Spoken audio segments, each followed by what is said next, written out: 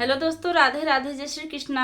दोस्तों, आज हम आप लोगों के लिए एक ऐसी विवाह गीत लेकर आए हैं जिसमें 12 मास का वर्णन किया गया है। आप लोग वीडियो को लास्ट तक देखिए और जैसा भी होगा कमेंट में ज़रूर बताइएगा।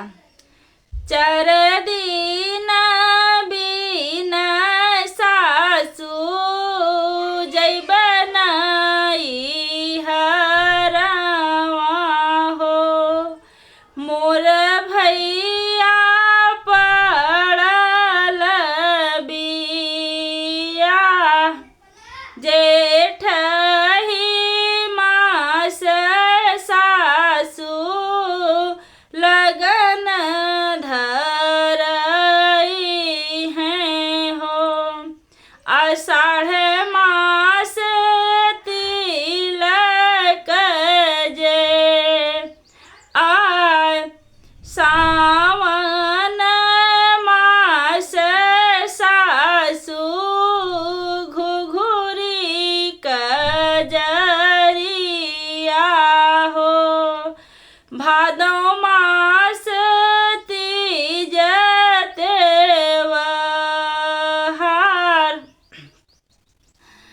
क्वारही मास सासू लागल पीतर पखवा हो। कार्तिक दीप जलाय, अगहन मास सासू आई हैं लगनिया रे।